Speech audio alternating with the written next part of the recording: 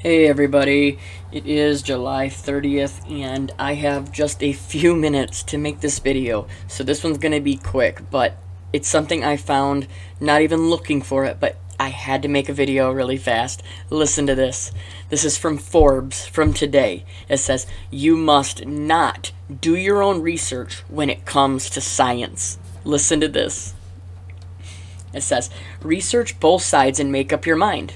It's simple, straightforward, and common sense advice. And when it comes to issues like vaxes, that change, and the novel CV, it can be dangerous, destructive, and even deadly. The techniques that most of us use to navigate most our decisions in life, gathering information, evaluating it based on what we know, and choosing a course of action can lead to spectacular failures when it comes to a scientific matter." Listen to that. They don't want you thinking on your own at all. You are not even now allowed to have common sense or even look at any problem objectively. You need to take their answer because they're scientists and they know better than you. So you better listen to them. I'll read a little bit more of this and I'll leave the link in the description because it's crazy everything else that's in this article. It says, "The reason is simple. Most of us, even those of us who are scientists ourselves, lack the relevant scientific expertise needed to adequately evaluate that research on our own. In our fields, we are aware of the full suite of data and how those puzzles fit together and what the frontiers of our knowledge is.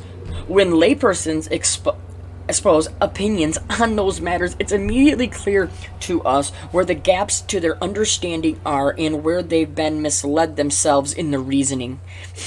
When they take up the arguments of a contrarian scientist, we recognize that they're overlooking, misinterpreting, or omitting." Really?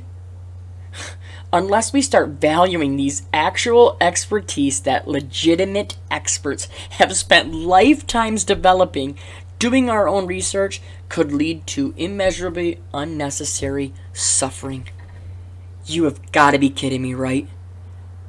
Oh, they've spent a lifetime becoming experts? Yeah, you spend a lifetime becoming an expert in lying or submitting to the powers that be. Doesn't matter whether you're a doctor, a scientist, whatever it is, you still should have some freaking common sense, right? That it's not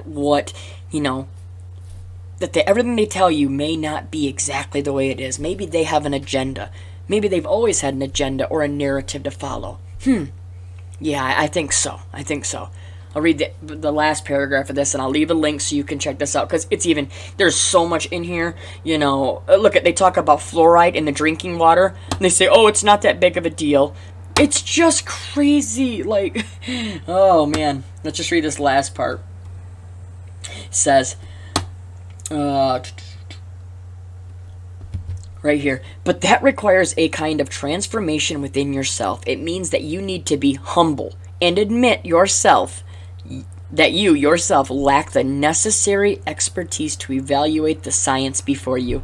It means that you need to be brave enough to turn to the consensus of scientific experts and ask legitimately what we know at the present stage.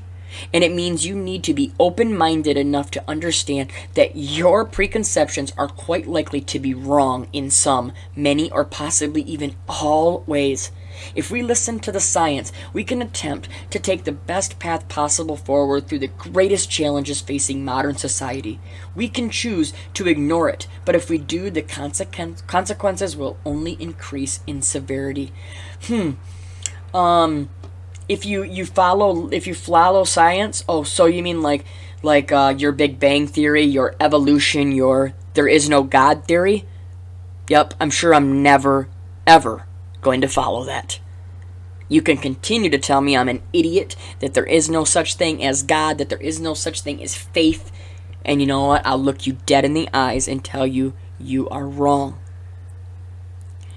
Please share this article. This is from Forbes. When they're coming out and telling everybody to stop thinking, don't be a critical thinker, just listen to what we tell you, it truly proves how far gone this world is. I love each and every one of you. You can see it each day. There is no doubt things are building. Each day they're starting to lock down more areas again. We have now had our bars shut back down again in Michigan. This is getting ridiculous.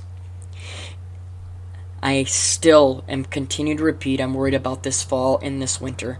You know, what's going to happen when they do the shutdown again? Are they going to allow the protesters to continue to protest? Because they're allowing them to do all this stuff that we're not allowed to do. Or are they going to say it's a 100% shutdown and even the protests have to stop? And then if they do that, guess what? Then it's going to be a powder keg, right? Because then all these, babies, crybabies that are out here completely complaining still are going to do what? Oh, then it's going to be nothing but rioting. Oh, wait, that's what they have been doing. But it's only going to get worse. And then what? Oh, that's right, the federal troops will already be in place. You can see the writing on the wall. Please share this information. Continue to pray against this evil. Each day that we do not come together is another day that we're falling behind. I love you all. Stay safe. No fear. We'll talk to you soon. God bless.